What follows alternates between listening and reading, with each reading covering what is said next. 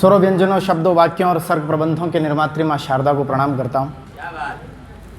प्रभु द्वारिकाधीश के चरणों में मस्तक धरता हुआ मेरे अग्रज आदरणीय लोकेश जी भाई साहब, सुनील जी भाई साहब, संपत जी भाई साहब, सूर्य प्रकाश जी, सतीश जी भाई साहब और गौरव हमारा छोटा भाई कानू, आप सबको प्रणाम करता हुआ सर्वाधिक मन से प्रणाम करना चाहता हूँ काव्य गोष्ठी मंच और दैनिक नवज्योति परिवार को, जिन्होंने ऐसा अद्भुत मंच सजाया है। ये सम्मान तो ठीक है, आपका हम पर स्नेह है, बाकी कविता सुनाने का जो असली मज़ा है ना, वो हमारे मंचीय सारे कवि बैठे हैं, वो गोष्ठी में ही आता है। उसका कारण भी ये है कि एकमात्र अंतर है कवि सम्मेलन और गोष्ठी में। कवि सम्मेलन में हमें श्रोताओं के अनुरूप सुनाना पड़ता है और गोष्ठी में हम अपने मन का सुना सकते हैं। तो मैं हाथ से लिखता हूँ, लेकिन कोशिश करूँगा कुछ आपसे जुड़ने के बाद, क्योंकि ठाकुर जी की नगरी में हैं और बड़ा सौभाग्य सबसे अधिक ये है कि इस सभा में सबसे सुंदर व्यक्ति मैं ही हूँ। और हंसने की बात नहीं है, मैं बिल्कुल सच बता रहा हूँ। सच इसलिए है कि मेरे पास वो चीज़ है जो शायद आप में से किसी के पास नहीं है, और वो है ठाकुर जी का रंग, जो ठाकुर जी ने धारण किया है और वो मुझे दिया है। तो मैं तो सौभाग्यशाली हूँ। तो चार पंक्तियाँ आपके बीच में रखता हूँ, आशीर्वाद चाहता हूँ आदरणीय भाई साहब कि नफरत से न देखो सांवली सूरतिया को, सांवरे कन्हैया की तो राधा भी दीवानी थी। कि नफरत से ना देखो सांवली सूरतिया को, सांवरे कन्हैया की तो राधा भी दीवानी थी। गोकुल की हर एक गोपी की जुबान पर मनमोहन के रंग रूप की कहानी थी। और उन्हीं गिरधारी जी के प्रेम की अगन में तो हुई कुर्बान मीरा रानी की जवानी थी। कि उन्हीं गिरधारी जी के प्रेम की अगन में तो हुई कुर्बान मीरा रानी की जवानी थी। रे काहे गोरे रंग पे गुमान करते हो भाई, काले कान्हा की तो सारी दुनिया दीवानी थी। वाह वाह तो मैं करवा ही लेता हूँ, लेकिन घर पर बड़ी अच्छी वाह वाह होती है। ये रंग तकलीफ भी देता है, और तकलीफ किस तरह से देता है भाई साहब, चार पंक्तियां निवेदन करता हूँ। मेरी पत्नी ने एक बार मेरे को कहा सफ़ेद कपड़े पहना करो, तो मैं सफ़ेद कपड़े पहनकर, आप कल्पना करो, सोचो मैं सफ़ेद कपड़े पहनकर खड़ा हूँ, कैसा लग रहा हूँगा। पत्नी को भी वैसा ही लगा, और पत्नी ने जो मुझे जवाब दिया सफ़ेद कपड़े पहनने के बाद, वो मैंने एक छंद बनाने का प्रयास किया, निवेदन करना। आप कल्पना करना कि मैं सफ़ेद कपड़ों में आपके बीच में खड़ा हूँ। बस वही बिजली मेरे पर गिरी उस दिन जिस दिन पत्नी ने जवाब दिया। और पत्नी मुझे जवाब दे रही है, सुनिएगा कि सौंदर्य तुम्हारा आज देख के चकित हुई, तन में ये रक्त दुगनी गति से दौड़ा है। कि सौंदर्य तुम्हारा आज देख के चकित हुई, तन में ये रक्त दुगनी गति से दौड़ा है। अति सुंदर जामुन जैसे गाल हैं तुम्हारे देखो, अति सुंदर जामुन जैसे गाल हैं तुम्हारे देखो, नाक लगती कोई जला हुआ पकोड़ा है। तो 16 श्रृंगार आज तुमने किए हैं पूरे, सुंदरता का तुमने रिकॉर्ड आज तोड़ा है। कपड़े सफेद पहने तो ऐसा लगता है, बताशे से जैसे कोई निकला मकोड़ा है। ये परिस्थितियां भी बन जाती है, तो लेकिन ठीक है, चल रहा है।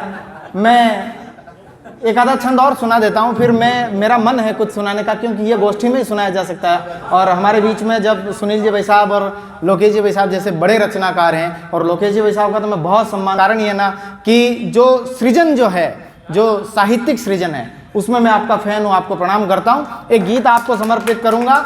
मैं उससे पहले एक छंद और निवेदन करता हूँ आपके बीच में। एक बार मेरी पत्नी और बच्चे के बीच में बहस हो रही थी, और मैं किस तरह, पति की स्थिति यही होती है, वो कुछ करे या न करे लेकिन बीच में फंसेगा जरूर। तो उन दोनों की बहस में मैं कैसे फंसा, चार पंक्तियां निवेदन करता हूँ। नया छंद है आपको, संपत जी भाई साहब। पत्नी और बच्चे में बहस हो रही है और मैं कैसे फंसा। तो वो टीवी देखने की जिद कर रहा है और पत्नी, दोनों बहस कर रहे हैं। हाँ, वो कार्टून जो आजकल बच्चे देखते ही हैं। तो मैं वो छंद निवेदन करता हूँ कि बच्चे ने मम्मी से कहा टीवी तो चला दो मम्मी, कार्टून देखने में भी कैसी शर्म है। कि बच्चे ने मम्मी से कहा टीवी तो चला दो मम्मी, कार्टून देखने में भी कैसी शर्म है। बच्चों को टीवी दिखाना, भूखे को भोजन कराना। बच्चे का तर्क सुनना भाई साहब। कि बच्चे को टीवी दिखाना, भूखे को भोजन कराना, दुनिया में ये दोनों ही तो बड़े धर्म हैं। तो मम्मी ने जुबान खोली, पलट के ऐसे बोली, टीवी वाले कार्टून में कहाँ पे दम है। कि मम्मी ने जुबान खोली, पलट के ऐसे बोली, टीवी वाले कार्टून में कहाँ पे दम है। कार्टून देखना है पापा जी को देख लो ना, कि कार्टून देखना है पापा जी को देख लो ना, पापा जी तुम्हारे कार्टून से क्या कम है। तो ये स्थितियाँ भी हो जाती है। मैं क्योंकि बहुत अच्छा सुंदर सा कार्यक्रम है, नवज्योति का कार्यक्रम है, काव्य गोष्ठी मंच का कार्यक्रम है और प्रभु द्वारिकाधीश की शरण है, तो मैं भगवान से प्रार्थना करता हूँ कि मुझे दर्शन दें। किस तरह से प्रार्थना करता हूँ? मत गयंद सवैये लिखे हैं लोकेश भैया, आपके बीच में समर्पित करता हूँ, आशीर्वाद मिलेगा। ठाकुर जी को समर्पित करता हूँ कि श्याम सुदर्शन हे मधुसूदन, श्याम सुदर्शन हे मधुसूदन, कृष्ण निरंजन दर्शन दीजिए। कि श्याम सुदर्शन हे मधुसूदन, कृष्ण निरंजन दर्शन दीजिए। हे मनमोहन हे रवि लोचन, अच्युत निर्गुण दर्शन दीजिए। हे यदुनंदन मस्तक चंदन, हे यदुनंदन मस्तक चंदन, निर्मल वंदन दर्शन दीजिए। हे भय हारण हे भव तारण, हे दुख भंजन दर्शन दीजिए।